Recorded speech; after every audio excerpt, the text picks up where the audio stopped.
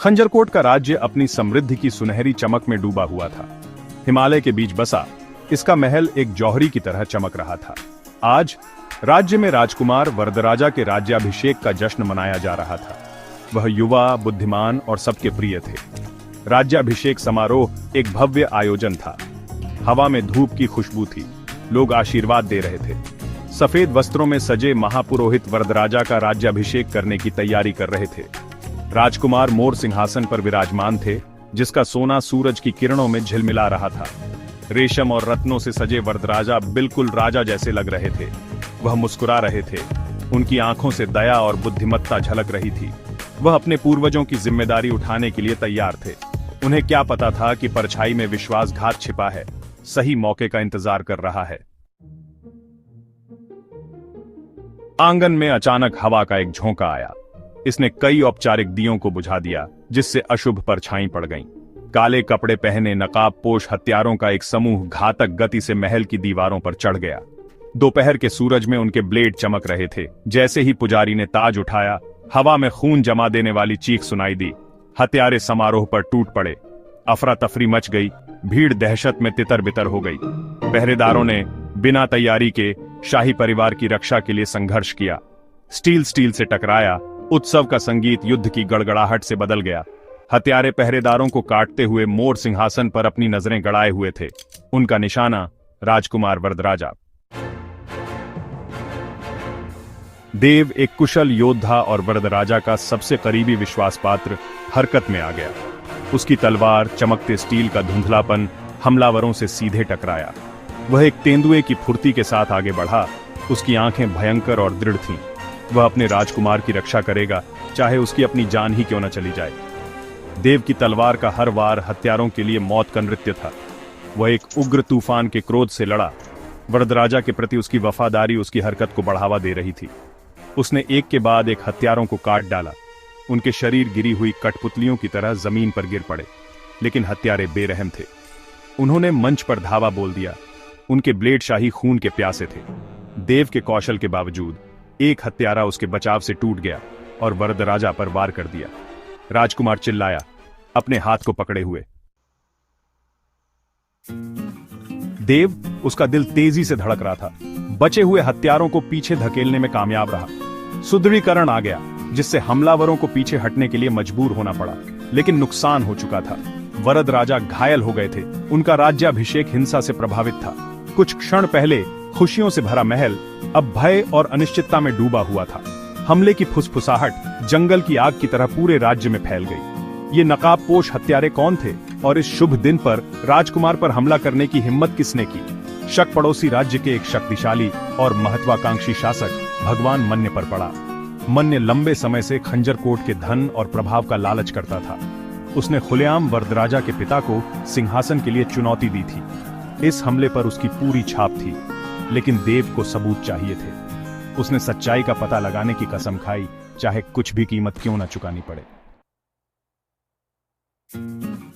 भाग 5, सांप का जहर। जांच तुरंत शुरू हुई। देव, उसका तेज दिमाग अथक रूप से काम कर रहा था। अपने दुश्मनों पर विचार कर रहा था। उसने संदिग्धों को महल के भीतर 3 व्यक्तियों तक सीमित कर दिया। प्रत्येक के अपने मकसद थे। उनकी वफादारी गोपनीयता में डूबी हुई थी। पहला, मंत्री विशाल देव, एक चालाक और महत्वाकांक्षी व्यक्ति जो सत्ता का भूखा था। उसने हमेशा वरदराजा के सिंहासन के दावे का विरोध किया था। क्या वह इस हमले के पीछे हो सकता है? दूसरा, जनरल गजेंद्र, भगवान मन्य के प्रति वफादार एक भयंकर योद्धा। वह अपनी क्रूरता और चालाकी के लिए जाना जाता था। क्या उसने इस अराजकता को अंजाम देने के लिए महल में घुसपैठ की थी? अंत में अदा, एक कुशल जासूस और देव की सबसे करीबी साथी। खंजरकोट के प्रति उसकी वफादारी निर्विवाद थी, लेकिन उसका अतीत एक रहस्य बना रहा। क्या वह कोई खतरनाक खेल खेल रही थी? देव ने पहले विशाल देव का सामना करने का फैसला किया। वह मंत्री के कक्ष में घुस गया। उसकी आंखें आरोप से जल रही थीं। लेकिन जैसे ही वह बोला, वह सीधे एक सावधानी पूर्वक बिछाए गए जाल में चला गया। अचानक छिपे हुए दरवाजे खुल गए और हथियारबंद पहरेदारों ने देव को घेर लिया। विशाल देव मुस्कुराया। उसकी आंखें द्वेष से चमक रही थीं। यह एक सेटअप था। उसने देव के संदेह का अनुमान लगाया था और बाजी पलट दी थी। इससे पहले कि देव प्रतिक्रिया कर पाता, महल में खून जमा देने वाली चीख गूंज उठी। खबर आई, वरदराजा मर चुका है। तेज और शक्तिशाली झर ने युवा राजा की जान ले ली थी।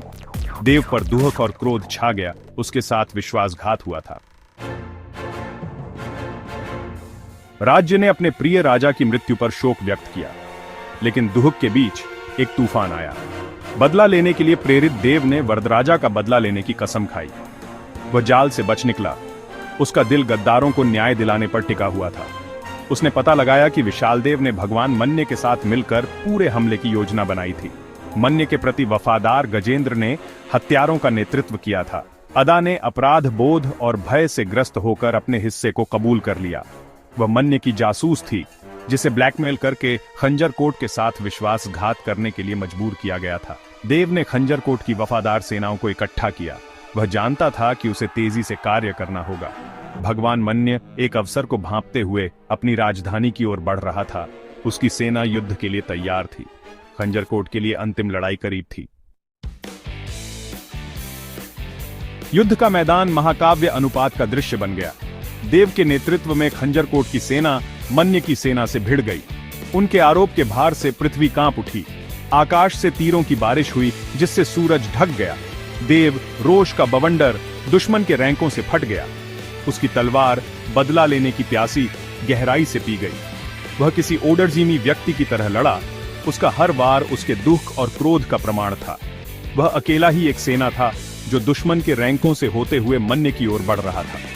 अंत में वह भगवान मन्य और गद्दार विशालदेव के आमने सामने खड़ा हो गया। संघर्ष बहुत बड़ा था। तलवारों ने स्टील का एक घातक गीत गाया। हर पैरी और जोर उनके दिलों के रोष को प्रतिध्वनित करता है। एक भीषण लड़ाई के बाद देव विजयी हुआ। भगवान मन्य मृत पड़ा था। उसकी महत्वाकांक्षा अंततः उसकी बर्बादी थी। विशालदेव का भी ऐसा ही हश्र हुआ। उसके विश्वासघात की सजा मिली। लड़ाई जीत ली गई, लेकिन बहुत बड़ी कीमत पर। खंजरकोट अभी के लिए सुरक्षित था। एक नायक के रूप में सम्मानित देव ने सुनिश्चित किया कि सिंहासन सुरक्षित रहे। लेकिन जैसे ही वह जयकारों के बीच खड़ा था, एक थका हुआ संदेशवाहक उसके पास आया। संदेश छोटा, गुप्त था। इसमें एक नए खतरे की बात की गई थी। एक ताकत जो परछाई में इकट्ठा हो रही थी, हमला करने का इंतजार कर रही थी। युद्ध समाप्त हो सकता है, लेकिन क्षितिज पर एक नया खतरा मंडरा रहा था। खंजरकोट और देव एक बार फिर परीक्षा में होंगे। शैतान सिंह की मौत के बाद खंजरकोट में शांति लौट आई थी, लेकिन देव का मन अशांत था। शैतान सिंह के आखिरी शब्द अब भी उसके कानों में गूंज रहे थे। असली दुश्मन मैं नहीं, कोई और है। कुछ ही दिनों में देव को एहसास हो गया कि यह भविष्यवाणी सच थी। खंजरकोट के अलग अलग हिस्सों में नए विद्रोह शुरू हो चुके थे, और इस बार दुश्मन छिपकर वार कर रहा था। वह कोई ऐसा था जो देव से ज्यादा चालाक था, ज्यादा ताकतवर था, और जिसके इरादे अब तक किसी को समझ नहीं आए थे। देव ने अपने सबसे भरोसेमंद सेनापति केशव को आदेश दिया कि वह पता लगाए कि कौन इसके पीछे है।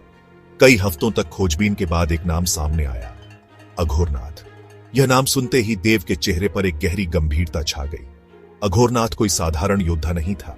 वह एक रहस्यमय योद्धा था जो वर्षों पहले मरा हुआ समझा जाता था, लेकिन अब वह वापस आ चुका था। कहा जाता था कि अघोरनाथ तलवार चलाने में अद्वितीय था। उसकी रणनीतियां अपराजेय थीं, और सबसे बड़ी बात, वह देव के पिता का सबसे बड़ा दुश्मन था। देव समझ चुका था कि यह लड़ाई अब सिर्फ सिंहासन की नहीं, बल्कि इतिहास के सबसे बड़े बदले की थी। अघोरनाथ ने धीरे धीरे खंजरकोट के आसपास की सारी रियासतों को अपने पक्ष में कर लिया था। उसकी सेना देव की सेना से 10 गुना बड़ी थी, लेकिन देव जानता था कि युद्ध सिर्फ संख्या से नहीं, बल्कि रणनीति से जीते जाते हैं।